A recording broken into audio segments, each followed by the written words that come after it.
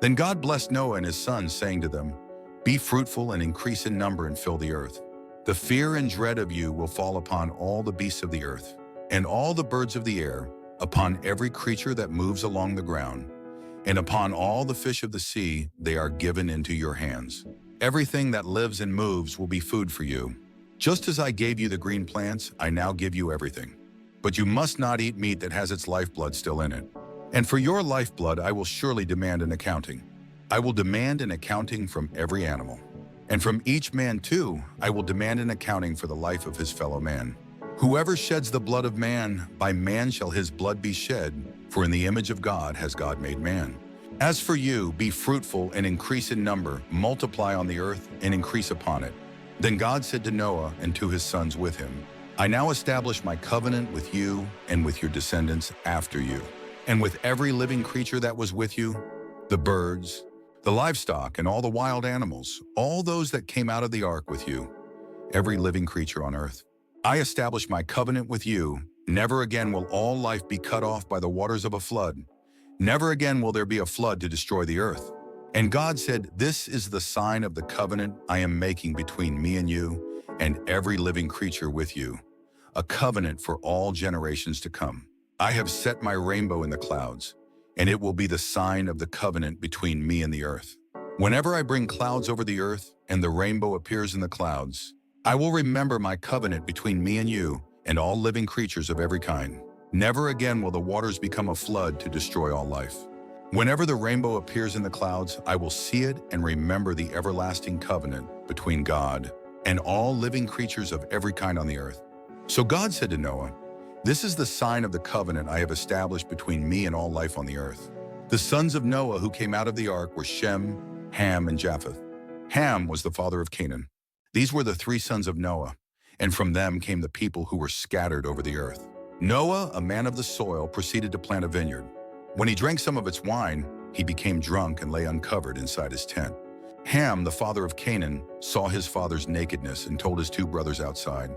But Shem and Japheth took a garment and laid it across their shoulders. Then they walked in backward and covered their father's nakedness. Their faces were turned the other way so that they would not see their father's nakedness. When Noah awoke from his wine and found out what his youngest son had done to him, he said, "Cursed be Canaan, the lowest of slaves will he be to his brothers." He also said, "Blessed be the Lord, the God of Shem. May Canaan be the slave of Shem. May God extend the territory of Japheth. May Japheth live in the tents of Shem, and may Canaan be his slave." After the flood, Noah lived 350 years. Altogether, Noah lived 950 years and then he died. This is the account of Shem, Ham, and Japheth, Noah's sons, who themselves had sons after the flood. The sons of Japheth: Gomer, Magog, Madai, Javan, Tubal, Meshech, and Tiras. The sons of Gomer: Ashkenaz, Riphath, and Togarmah. The sons of Javan: Elisha, Tarshish, the Kittim, and the Rodanim. From these, the maritime peoples spread out into their territories by their clans within their nations, each with its own language. The sons of Ham: Cush, Mizraim, Put, and Canaan. The sons of Cush: Seba, Havilah, Sapta, Rama, and Septica. The sons of Rama: Sheba and Dedan. Cush was the father of Nimrod, who grew to be a mighty warrior on the earth. He was a mighty hunter before the Lord. That is why it is said, like Nimrod, a mighty hunter before the Lord. The first centers of his kingdom were Babylon, Erech, Akkad, and Calneh in Shinar. From that land he went to Assyria, where he built Nineveh, Rehoboth-ir, Calah, and Resen, which is between Nineveh and Calah, that is the great city.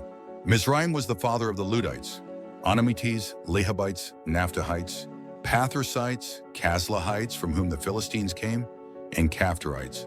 Canaan was the father of Sidon, his firstborn, and of the Hittites, Jebusites, Amorites, Girgashites, Hivites, Archites, Sinetes, Arvadites, Zemarites, and Hamathites. Later the Canaanite clans scattered, and the borders of Canaan reached from Sidon toward Gerar as far as Gaza, and then toward Sodom, Gomorrah, Admah, and Zeboim, as far as Lasha.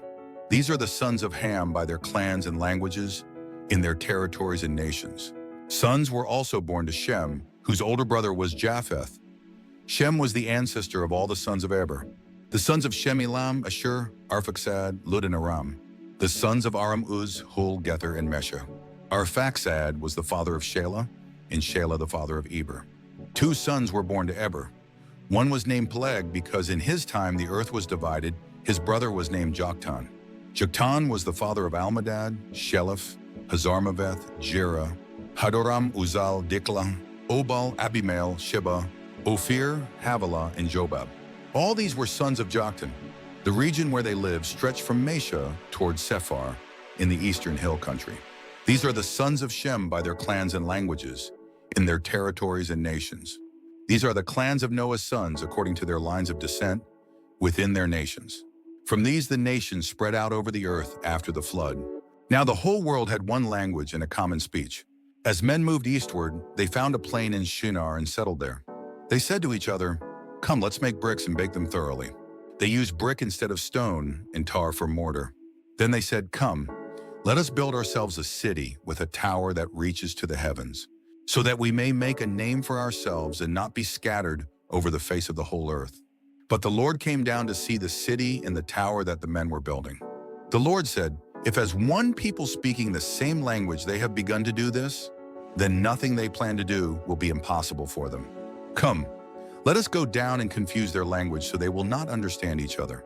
So the Lord scattered them from there over all the earth, and they stopped building the city. That is why it was called Babel, because there the Lord confused the language of the whole world. From there the Lord scattered them over the face of the whole earth. This is the account of Shem. 2 years after the flood, when Shem was 100 years old, he became the father of Arphaxad. And after he became the father of Arphaxad, Shem lived 500 years and had other sons and daughters. When Arphaxad had lived 35 years, he became the father of Shelah. And after he became the father of Shelah, Arphaxad lived 403 years and had other sons and daughters. When Shelah had lived 30 years, he became the father of Eber. And after he became the father of Eber, Shelah lived 403 years and had other sons and daughters. When Eber had lived 34 years, he became the father of Peleg. And after he became the father of Peleg, Eber lived 430 years and had other sons and daughters. When Peleg had lived 30 years, he became the father of Reu. And after he became the father of Reu, Peleg lived 209 years and had other sons and daughters. When Reu had lived 32 years, he became the father of Serug. And after he became the father of Serug, Reu lived 207 years and had other sons and daughters. When Serug had lived 30 years, he became the father of Nahor. And after he became the father of Nahor, Serug lived 200 years and had other sons and daughters. When Nahor had lived 29 years, he became the father of Terah. And after he became the father of Terah, Nahor lived 119 years and had other sons and daughters. After Terah had lived 70 years, he became the father of Abram, Nahor, and Haran. This is the account of Terah. Terah became the father of Abram, Nahor, and Haran. And Haran became the father of Lot. While his father Terah was still alive, Haran died in Ur of the Chaldeans, in the land of his birth. Abram and Nahor both married. The name of Abram's wife was Sarai, and the name of Nahor's wife was Milcah. She was the daughter of Haran, the father of both Milcah and Iscah. Now Sarai was barren, she had no children. Terah took his son Abram, his grandson Lot, son of Haran, and his daughter-in-law Sarai, the wife of his son Abram, and together they set out from Ur of the Chaldeans to go to Canaan. But when they came to Haran, they settled there. Terah lived 205 years, and he died in Haran. The Lord had said to Abram, "Leave your country, your people, and your father's household, and go to the land I will show you. I will make you into a great nation, and I will bless you. I will make your name great, and you will be a blessing. I will bless those who bless you, and whoever curses you I will curse, and all peoples on earth will be blessed through you." So Abram left, as the Lord had told him, and Lot went with him. Abram was 75 years old when he set out from Haran. He took his wife Sarai, his nephew Lot, all the possessions they had accumulated, and the people they had acquired in Haran, and they set out for the land of Canaan, and they arrived there. Abram traveled through the land as far as the site of the great tree of Moreh at Shechem. At that time the Canaanites were in the land. The Lord appeared to Abram and said, "To your offspring I will give this land." So he built an altar there to the Lord who had appeared to him. From there he went on toward the hills east of Bethel and pitched his tent, with Bethel on the west and Ai on the east. There he built an altar to the Lord and called on the name of the Lord. Then Abram set out and continued toward the Negev. Now there was a famine in the land, and Abram went down to Egypt to live there for a while, because the famine was severe. As he was about to enter Egypt, he said to his wife Sarai, "I know what a beautiful woman you are. When the Egyptians see you, they will say, 'This is his wife.' Then they will kill me, but will let you live.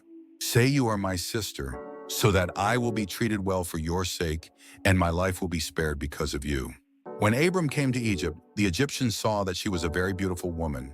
And when Pharaoh's officials saw her, they praised her to Pharaoh, and she was taken into his palace. He treated Abram well for her sake, and Abram acquired sheep and cattle, male and female donkeys, men servants and maidservants, and camels. But the Lord inflicted serious diseases on Pharaoh and his household because of Abram's wife Sarai. So Pharaoh summoned Abram. "What have you done to me?" he said. "Why didn't you tell me she was your wife? Why did you say, 'She is my sister,' so that I took her to be my wife? Now then, here is your wife. Take her and go." Then Pharaoh gave orders about Abram to his men, and they sent him on his way with his wife and everything he had. So Abram went up from Egypt to the Negev with his wife and everything he had, and Lot went with him. Abram had become very wealthy in livestock and in silver and gold. From the Negev, he went from place to place until he came to Bethel, to the place between Bethel and Ai, where his tent had been earlier, and where he had first built an altar. There Abram called on the name of the Lord. Now Lot, who was moving about with Abram, also had flocks and herds and tents, but the land could not support them while they stayed together, for their possessions were so great that they were not able to stay together. And quarreling arose between Abram's herdsmen and the herdsmen of Lot. The Canaanites and Perizzites were also living in the land at that time. So Abram said to Lot, "Let's not have any quarreling between you and me, or between your herdsmen and mine, for we are brothers. Is not the whole land before you? Let's part company. If you go to the left, I'll go to the right. If you go to the right, I'll go to the left." Lot looked up and saw that the whole plain of the Jordan was well watered, like the garden of the Lord, like the land of Egypt, toward Zoar. This was before the Lord destroyed Sodom and Gomorrah. So Lot chose for himself the whole plain of the Jordan and set out toward the east. The two men parted company. Abram lived in the land of Canaan, while Lot lived among the cities of the plain and pitched his tents near Sodom. Now the men of Sodom were wicked and were sinning greatly against the Lord. The Lord said to Abram after Lot had parted from him, "Lift up your eyes from where you are and look north and south, east and west. All the land that you see I will give to you and your offspring forever. I will make your offspring like the dust of the earth, so that if anyone could count the dust, then your offspring could be counted. Go, walk through the length and breadth of the land, for I am giving it to you." So Abram moved his tents and went to live near the great trees of Mamre at Hebron, where he built an altar to the Lord. At this time Amraphel king of Shinar, Arioch king of Elasar, Kedorlaomer king of Elam, and Tidal king of Goyim, went to war against Bera king of Sodom, Bersha king of Gomorrah, Shinab king of Admah, Shemeber king of Zeboim, and the king of Bela, that is, Zoar. All these latter kings joined forces in the valley of Siddim, the Salt Sea. For 12 years they had been subject to Kedorlaomer, but in the 13th year they rebelled.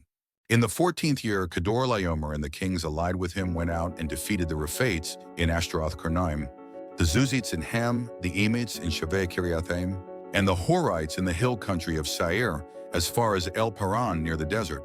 Then they turned back and went to En Mishpat, that is Kadesh, and they conquered the whole territory of the Amalekites, as well as the Amorites who were living in Hazazon Tamar. Then the king of Sodom, the king of Gomorrah, the king of Admah, the king of Zeboim, and the king of Bela, that is Zoar, marched out and drew up their battle lines in the valley of Siddim against Kedorlaomer king of Elam, Tidal king of Goyim, Amraphel king of Shinar, and Arioch king of Elasar, 4 kings against 5. Now the valley of Siddim was full of tar pits, and when the kings of Sodom and Gomorrah fled, some of the men fell into them, and the rest fled to the hills. The 4 kings seized all the goods of Sodom and Gomorrah and all their food, then they went away.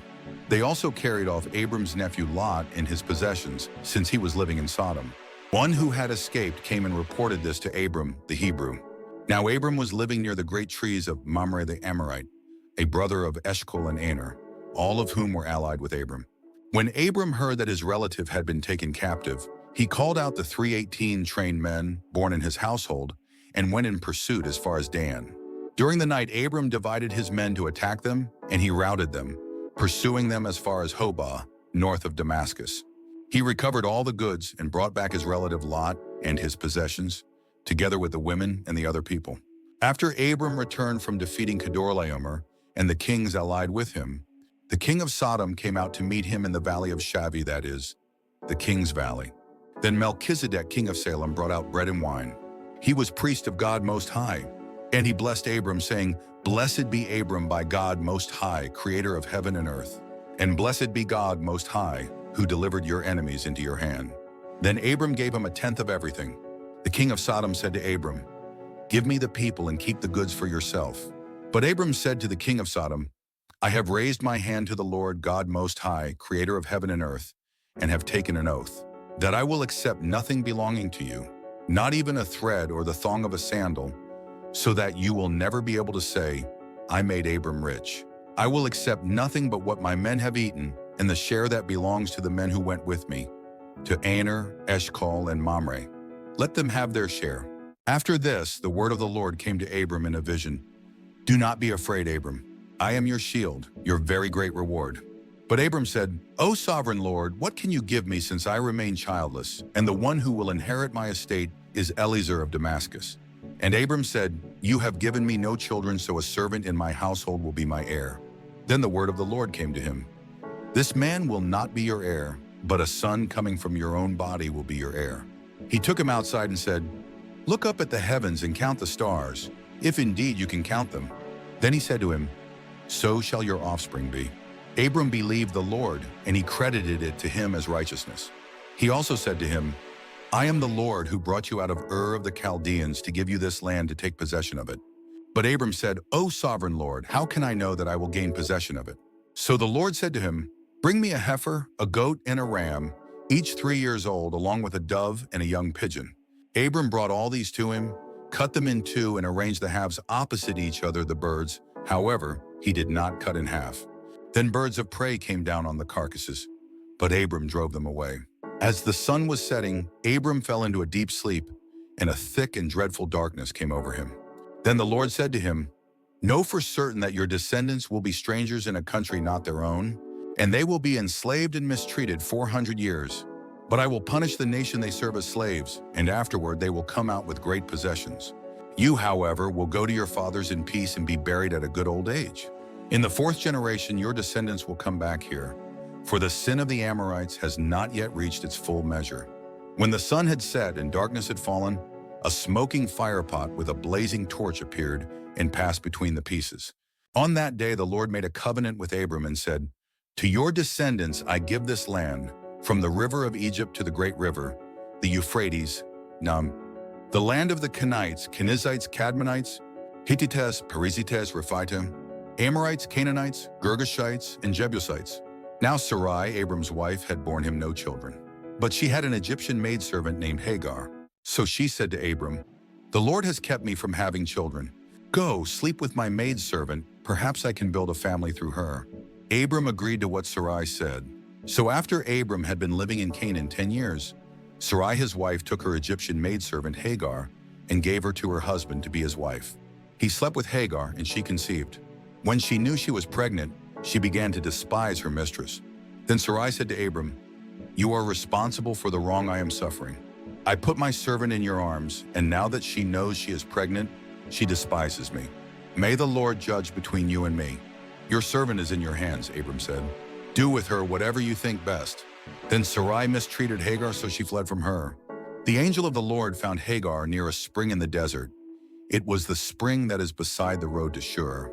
And he said, Hagar, servant of Sarai, where have you come from, and where are you going? I'm running away from my mistress Sarai, she answered. Then the angel of the Lord told her, Go back to your mistress and submit to her. The angel added, I will so increase your descendants that they will be too numerous to count. The angel of the Lord also said to her, You are now with child, and you will have a son. You shall name him Ishmael, for the Lord has heard of your misery. He will be a wild donkey of a man, his hand will be against everyone, and everyone's hand against him, and he will live in hostility toward all his brothers. She gave this name to the Lord who spoke to her, You are the God who sees me. For she said, I have now seen the one who sees me. That is why the well was called Bir Lahai Roi. It is still there, between Kadesh and Bered. So Hagar bore Abram a son, and Abram gave the name Ishmael to the son she had born. Abram was 86 years old when Hagar bore him Ishmael. When Abram was 99 years old, the Lord appeared to him and said, I am God Almighty, walk before me and be blameless. I will confirm my covenant between me and you and will greatly increase your numbers." Abram fell face down, and God said to him, "As for me, this is my covenant with you. You will be the father of many nations. No longer will you be called Abram, your name will be Abraham, for I have made you a father of many nations. I will make you very fruitful, I will make nations of you, and kings will come from you.